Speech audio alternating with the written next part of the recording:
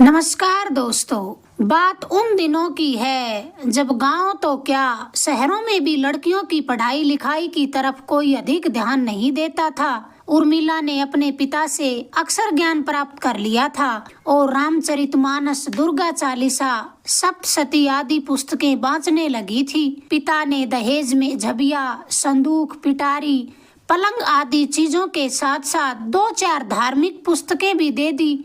यही वजह थी कि उर्मिला ससुराल में भी कुछ देर के लिए पुस्तकों को फैलाकर बैठ जाती थी। एक दिन उर्मिला के ससुर सेठ रतन सिंह, जिन्हें इस बात का गर्व था कि उनकी बहू रामायण, गीता आदि पढ़ लेती है, आंगन में आकर बोले, सुना है बहू रामायण का पाठ अच्छा करती है, जरा मुझे भी सुना देती। घर में ससुर के सामने हाथ भर घूंघट में रहने का रिवाज था। उर्मिला सामने नहीं आई, किंतु दरवाजे की ओट से रामचरितमानस की कुछ चौपाइयां सस्वर सुना दी। रतन सिंह तो गदगद हो गए। सुर, उच्चारण, भक्ति भाव और तल्लीनता की मुक्त कंठ से प्रशंसा कर गए। सास की तो भरकुटी तन गई। ससुर के जरा सा कहने पर बहू ने किस बेशर्मी से गा गा कर रामायण सुना दी। यह बात बेटे समेत घर के अन्य सदस्यों तक भी पहुंच गई। सक्की मिजाजी उर्मिला का पति रघुवीर, जिसे पहले भी पत्नी में कोई खास रुचि नहीं थी, तनकर खड़ा हो गया। सेठ परिवार का गांव में खूब दबदबा था। रघुवीर का मानना था कि ऐसे घर की बहुओं को दबकर रहना चाहिए, नहीं तो गांव भर में घर परिवार की नाक कट जाती है। उर्मिला सोचने लगी, कुछ परिवारों की नाक इतनी नाजुक क्यों होती है कि बहू के जरा सा बोलने या घूंघट हट जाने भर से कट जाती है। वह लाख कोशिश करती, किंतु जहां सिर झुकाकर जरूरी गैर जरूरी, उचित अनुचित को मान लेना ही कायदा था, वहां उर्मिला कैंची की तरह जबान चलाने वाली मन बढ़ी औरत साबित हो गई। 7 पुस्तों को बखानती सास की गालियां सुन सुनकर उसका मन छलनी हो चुका था। पति का मिजाज भी गर्म ही रहता।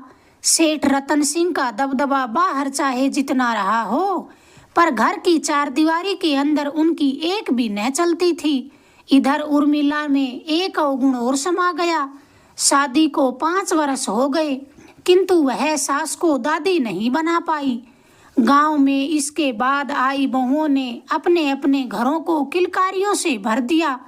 अब सास की इच्छा थी कि बेटे का दूसरा विवाह कर दिया जाए, किंतु उर्मिला घर से हटने को तैयार न थी। एक दिन सेठ रतन सिंह कुछ दिनों के लिए बाहर चले गए। अगले ही दिन सास ने उर्मिला को सुनाते हुए अपने बेटे से कहा, रघुवीर, बहुत दिनों से बहू कहीं नहीं गई, उसका मन भी बाहर घूमने को करता होगा, कहीं और नहीं तो जाकर गंगा जी ही स्नान करा लाओ।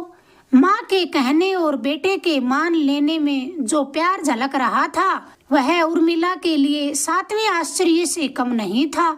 उसे थोड़ी शंका हुई। वह रघुवीर से पूछना चाहती थी कि मुझ में आज ऐसी कौन सी अच्छाई उपज आई जो आप लोग इतना प्यार उड़ेल रहे हो, पर हाथ में आई खुशी के पल की शुरुआत वह नोक झोंक से करना नहीं चाहती थी। यही सोचकर वह चुप हो गई। सुबह तड़के घर से निकलने के बाद भी संगम तट पर पहुंचते पहुंचते खासी दोपहर हो गई। सूर्य की किरणों से गंगा का जल साफ चमक रहा था। ध्यान से देखने पर जल में हल्की सी लहर उठती हुई उसे दिखाई दी। ऐसी ही एक लहर खुशी की उर्मिला के हृदय में भी उठ रही थी। अपने पति में आए इस बदलाव के लिए उर्मिला माँ गंगा के प्रति कृतज्ञ हो रही थी और इस प्रेम को सदा बनाए रखने के लिए प्रार्थना भी कर रही थी। प्रार्थना रघुवीर भी कर रहा था, पर उसकी प्रार्थना संबंधों के बने रहने की थी या कुछ और, वह तो वही जाने। उर्मिला को कुछ अक्षर ज्ञान तो जरूर था, किंतु थी वह गांव की ही। कुछ सपने, कुछ प्यार, कुछ विश्वास और ढेरों भोलापन लिए वह पति के साथ निकली थी। गंगा मैया के दर्शन से वह धन्य हो गई। रघुवीर उसे घुमाते घुमाते उसके विश्वास को जीतते आराम से आगे बढ़ रहे थे।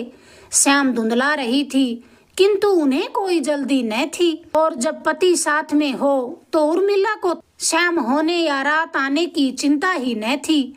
दर्शन आदि के बाद जब रघुवीर उर्मिला को लेकर बांध बनाकर खड़े हुए तब शाम गहरा कर रात में तब्दील हो गई थी। बांध पर बने एकाध छोटे मोटे मंदिरों के सामने कुछ पुरुष मंडली बैठी थी, जिनमें अधिकांश तो पंडे थे और कुछ एक मल्लाह थे। थोड़ी दूर पर गांजा पीते हुए साधुओं का झुंड था। साधुओं के पास ही कुछ लड़के ताश खेल रहे थे। पूजा सामग्री आदि बेचने की दो चार दुकानें थी, वे भी अब समेटी जा रही थी। रघुवीर ने उर्मिला से कहा, आज हम लोग यहीं रुकेंगे, कल इलाहाबाद शहर घूमकर घर चलेंगे। लेकिन रुकेंगे कहाँ? उर्मिला ने शंका प्रकट की। रघुवीर बोला, तुम चिंता मत करो, मैं कुछ व्यवस्था करता हूँ। फिर चारों ओर नजर दौड़ाकर रघुवीर ने कहा, यहाँ इस मंदिर के पीछे बांध से थोड़ा नीचे शायद एक धर्मशाला है, तुम यहीं रुको, मैं पता करके आता हूँ। 8-10 कदम आगे बढ़कर रघुवीर अचानक फिर लौट पड़े। धीरे से उसने उर्मिला के कान में कुछ कहा तो उर्मिला ने गले की चैन, कान के बुंदे आदि जो भी कुछ गहना उसके शरीर पर था सब उतार कर पति के हवाले कर दिया। रघुवीर धर्मशाला का पता लगाने बांध से नीचे उतरा। उर्मिला वहीं खड़ी पति का इंतजार करने लगी। समय बीतने लगा। आसपास के पुरुषों की नजर उर्मिला पर ठहरने लगी। उर्मिला कुछ भयभीत भी हुई। अब तक शहर की तमाम बत्तियां टिमटिमा गई थी। उर्मिला ने बांध से पीछे मुड़कर देखा तो पीछे दूर तक घनघोर अंधेरा था। बांध पर बत्तियां नहीं थी, चिमनी, लैंप, लालटेन का ही सहारा था। उर्मिला के मन में भयानक आशंका घर बना रही थी, किंतु उस स्थिति में भी तमाम तरह के तर्क मन में उठ रहे थे जो रघुवीर को किसी मुसीबत में फंसा हुआ सोचने पर मजबूर कर रहे थे। धोखा होने की प्रबल संभावना के बाद भी उर्मिला का नारी मन रघुवीर का इंतजार करने पर ही अड़ा रहा। घंटों इंतजार के बाद भी रघुवीर नहीं आया। जिस यात्रा की शुरुआत ने उसके खाली आंचल में खुशियां भर दी थी, उसका अंत इतना दयनीय होगा इसका उसे अंदाजा भी न था। उर्मिला जहाँ खड़ी थी उसके ठीक सामने एक छोटा सा मंदिर भी था, जहाँ एक वृद्ध पुजारी बैठे हुए थे। न जाने कैसे उर्मिला को आशा की एक किरण दिखी। वह साहस करके मंदिर में गई और बाबा को प्रणाम करके उनके पास बैठ गई। बाबा ने आशीर्वाद की मुद्रा में हाथ उठाया तो उर्मिला रो पड़ी और फिर अपनी सारी स्थिति बयान कर दी। गांव की किसी बेसूर लड़की को घर से 70 किलोमीटर दूर रात के अंधेरे में छोड़ आने के बाद रघुवीर निश्चिंत था। उर्मिला के लौट आने की कोई संभावना नहीं थी। ये सब रघुवीर का ख्याल था। मर खप जाएगी कहीं या पंडों के साथ बैठकर गंगा घाट पर चंदन घिस लेगी, क्योंकि रघुवीर ने पैसे आदि तो दूर शरीर के गहने तक उतरवा लिए थे और अपनी इस कामयाबी पर खुश भी हो रहा था। गांव भर में रघुवीर ने खबर फैला दी कि संगम पर बड़ी भीड़ थी। मैं अपने स्नान ध्यान में लगा था, न जाने कहीं डूब गई या फिर भीड़ भाड़ का फायदा उठाकर कहीं चली गई। बदचलन का क्या भरोसा। थोड़ी देर बाद जब मेरा ध्यान गया तो उसका कहीं पता नहीं था। बहुत खोजा, फिर मन मार कर लौट आया। मगर रघुवीर की खुशी को गहरा धक्का तब लगा जब दूसरे दिन शाम तक किसी अनहोनी की तरह उर्मिला दरवाजे पर प्रकट हो गई। रघुवीर भौंचक के रह गए, किंतु सांस अड़कर खड़ी हो गई। रात कहीं और बिताकर आने के बाद अब उस दुष्चरित्रा का घर में प्रवेश निषिद्ध था। उर्मिला की अर्धवयस्क चेतना चित्कार उठी, नसें विरोध में तन गई। मन में आया कि चिल्ला चिल्ला कर कह दे, अगर दंड देना ही है तो अपने बेटे को दो जो मुझे ऐसा आए छोड़कर भाग आया। पूछे कि उस समय आप लोगों का स्वाभिमान कहाँ चला गया था। वह तो भला हो पुजारी बाबा का जो आज मैं सकुशल आपके दरवाजे पर खड़ी हूँ, किंतु वह बेचारी चुप रही। जानती थी यहाँ सब उसे घर से निकालने पर तुले हुए हैं, मगर वह ऐसा नहीं होने देगी। पहले थोड़ा रोष, थोड़ा अधिकार दिखाने के बाद अंत में तमाम तरह की विनती के बाद भी उर्मिला के लिए घर का दरवाजा नहीं खुला। उर्मिला उस समय की ग्रामीण महिलाओं की तरह ही डर, भय, लज्जा, संकोच से लबालब भरी होकर भी अपनी आंतरिक चुभन और कसक के कारण उन सब से थोड़ी अलग साबित होती थी। डर, भय, लज्जा को त्याग अन्याय के विरोध में खड़ी होने का उसके पास साहस था। पूरी रात उसने भौंकते कुत्तों के बीच बाहर बैठकर बिता दी, किंतु आस पड़ोस में आश्रय मांगने के लिए नहीं गई। दूसरे दिन सुबह रघुवीर की काकी अपने जेठानी को भला बुरा सुनाती हुई उर्मिला को अपने घर ले जाने के लिए आ गई। उर्मिला ने इस बात का प्रतिकार किया, अगर घर में प्रवेश दिलाना है तो इस घर में दिलाओ जहाँ मैं ब्याह कर आई हूँ, कहीं और मैं नहीं जाऊंगी। किंतु जब उसके काका ससुर भी उसे समझाने लगे तब वह कुछ नहीं बोल पाई और उसका सम्मान करती हुई उनके घर पर चली गई। उर्मिला रघुवीर के दूसरे विवाह को रोक नहीं पाई। दिन भर खटते हुए और रात रात भर जागकर उलझे विचारों को सुलझाते हुए उर्मिला ने 2 वर्ष और बिता दिए। वह काली भयानक रात जब रघुवीर का दूसरा विवाह हुआ था।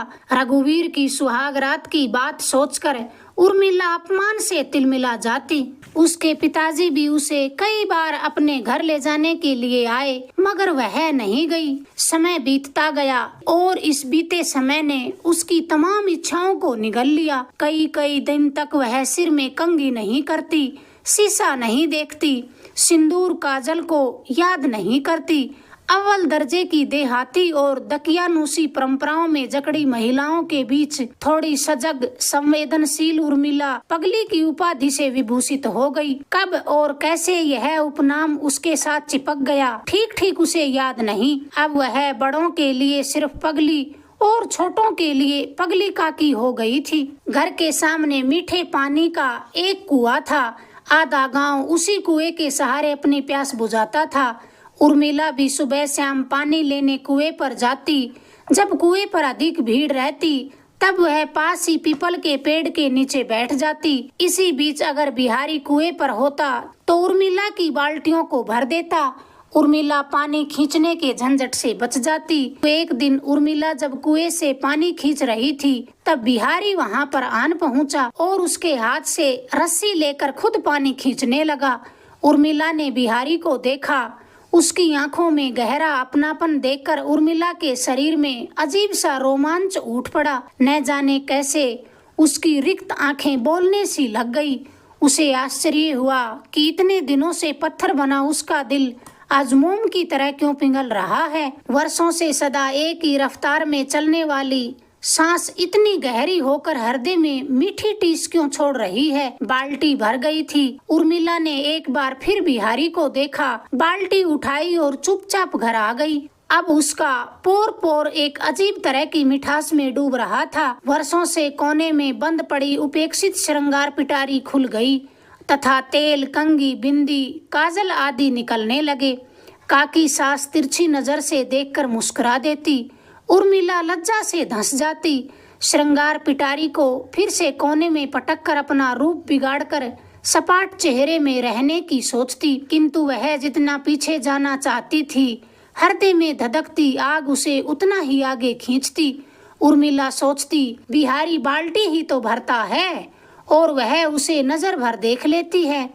बस इतने भर से उसमें इतना परिवर्तन कैसे आ गया। उसकी नीरस दिनचर्या इतनी बदल कैसे गई। कह देगी बिहारी से, नहीं भरा कर उसकी बाल्टी। क्या समझ रखा है उसने। पति द्वारा छोड़ी गई औरत इतनी भी कमजोर नहीं होती कि हर कोई हमदर्दी दिखाकर भूनना चाहे। उलझ गई उर्मिला। इस स्थिति को दूर करने का वह जितना प्रयास करती उतनी ही उसकी गिरफ्त में फंसती जा रही थी। उर्मिला में आए इस बदलाव को टटोलने के लिए घर में खुसर फुसर भी शुरू हो गई। एक शाम जब उर्मिला खाली बाल्टी लिए पीपल के पेड़ के नीचे बैठी थी, रघुवीर धड़धड़ाते हुए वहां पहुंच गया। देखते ही उर्मिला का दिल धक सा हो गया। वह अपनी जगह से उठकर खड़ी हो गई। रघुवीर गरज कर बोला, क्यों डर कर खड़ी क्यों हो गई। चोरी पकड़ी गई इसलिए। उर्मिला को शब्द तीर की तरह चुभे, किंतु दर्द को अंदर ही अंदर पीते हुए बड़ी निडर आवाज में उसने पूछा, कैसी चोरी। रघुवीर बोला, खाली बाल्टी लिए यार के इंतजार में बैठी हो, पूछ रही हो कैसी चोरी। उर्मिला बोली, जबान संभाल कर बात करो, मैं किसी का भी इंतजार करूं, तुमसे इस बात का क्या मतलब। रघुवीर को उर्मिला के इस तेवर की उम्मीद न थी। वह स्तब्ध सा रह गया, फिर आवाज धीमी करके बोला, मुझे तुमसे कुछ मतलब नहीं है, किंतु ध्यान से सुन लो, यहाँ आंख लड़ाई नहीं चलेगी। जीते जी मैं अपने घर परिवार की बदनामी नहीं होने दूंगा। उर्मिला फिर फुफकार उठी, मैं कहती हूँ बिल्कुल चुप। बदनामी की फिक्र तुम्हें हो गई? गिद्धों के बीच जब मुझे छोड़ आए थे तब नहीं हुई तुम्हारी बदनामी? सालों से दूसरों के घर की चाकरी कर रही हूँ, तब नहीं होती तुम्हारी बदनामी? तुम कौन होते हो मुझे रोकने वाले? छोड़ चुके हो मुझे, दूसरी शादी हो चुकी है, किस रिश्ते से अधिकार जमा रहे हो? मैं क्या करती हूँ क्या नहीं करती हूँ, इसका हिसाब तुम रखोगे? मुझ में क्या सोचने समझने की शक्ति नहीं है? उर्मिला के चेहरे का रंग, हाव भाव सब कुछ बदल गया। आक्रोश में वह तमतमा रही थी। रघुवीर भौचक के खड़े उर्मिला को बस देखते ही रह गए। फिर उर्मिला चीखी, देख क्या रहे हो? जाओ अपनी बहुरिया रंगरलियां मनाओ, मेरी चिंता छोड़ दो। तुम जैसी बदजात नहीं हूँ मैं, अच्छे और बुरे की समझ रखती हूँ। उर्मिला क्रोध में कांप रही थी। रघुवीर का चेहरा अपमान से झुक गया। चारों तरफ देखकर वह आश्वस्त हुए कि इस स्थिति में कोई उन्हें देख तो नहीं रहा। फिर एक करूर नजर उर्मिला पर डालकर वहां से चला गया। उर्मिला फिर उसी स्थान पर बैठ गई। पेड़ पर बैठे कौवे काव काव का शोर मचा रहे थे, किंतु उर्मिला के मन में उठा तूफान कौओं के शोर से भी कई गुना अधिक था। होश उसे तब आया जब बिहारी ने उसकी बाल्टियों को भरकर उसके सामने रख दिया। उर्मिला हड़बड़ाकर खड़ी हो गई। बीते पल से निकलना इतना आसान नहीं था। बेजान हाथों से बाल्टी उठाकर घर को चली गई। आधी रात से अधिक बीत चुकी थी, किंतु रघुवीर बिस्तर पर करवटें बदल रहा था। अपमान का दंश उसे सोने नहीं दे रहा था। एक मामूली सी औरत उनको इस तरह जवाब दे, औकात क्या है उसकी?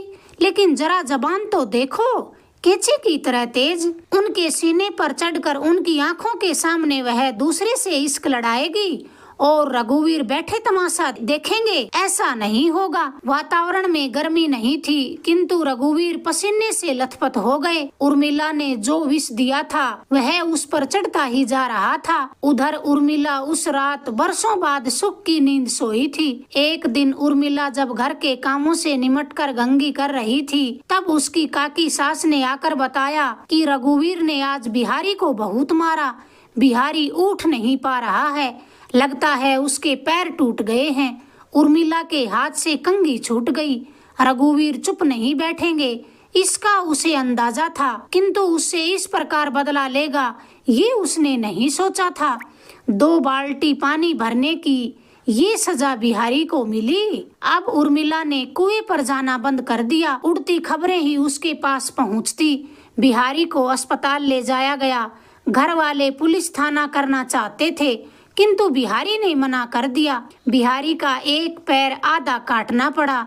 बिहारी रघुवीर के घर चोरी के इरादे से घुसा था, इसलिए रघुवीर ने उसे मारा। उर्मिला को फिर एक लंबे मौन और उदासी ने घेर लिया। अब उसका मन यहाँ नहीं लग रहा था। उसने गांव छोड़ देने का निश्चय किया। एक दिन जेठ की तपती दोपहर में जब घर के सब लोग झपकियां ले रहे थे, उर्मिला किसी काम के बहाने बाहर निकली। कुएं के पास आकर क्षण भर ठिठकी। पीपल के पेड़ और कुएं को उसने नजर भर कर देखा। बिहारी की याद आई, देखने की इच्छा भी हुई, किंतु मन मसोस कर आगे बढ़ गई।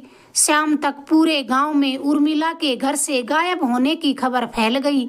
आसपास खोजा गया, कुएं तालाबों में झांका गया, पर उर्मिला नहीं मिली।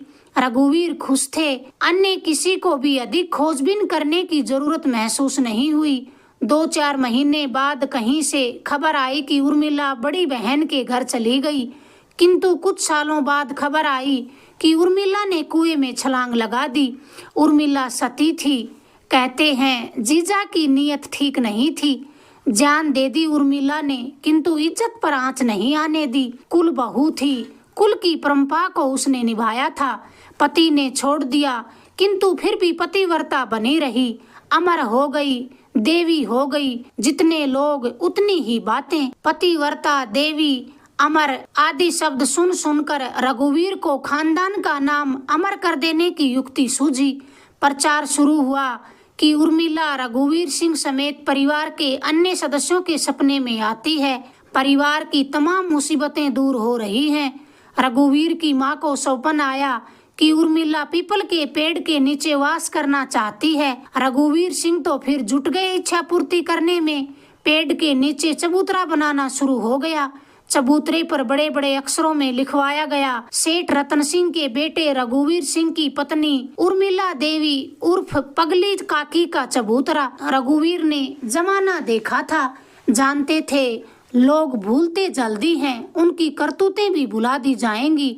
धीरे धीरे चबूतरे की पूजा शुरू हो जाएगी और उसी के साथ खानदान का नाम कई पुश्तों तक अमर हो जाएगा। रघुवीर ने दूर की कौड़ी खेली थी। दुखों से भरे इस संसार में पेड़, पाथर, चबूतरा पूजकर अपने मन को हल्का करने वालों की कमी नहीं है। धीरे धीरे उर्मिला उर्फ पगली काकी की कृपा से मनोतियां पूरी होने की बात दूर दूर के गांव में फैल गई।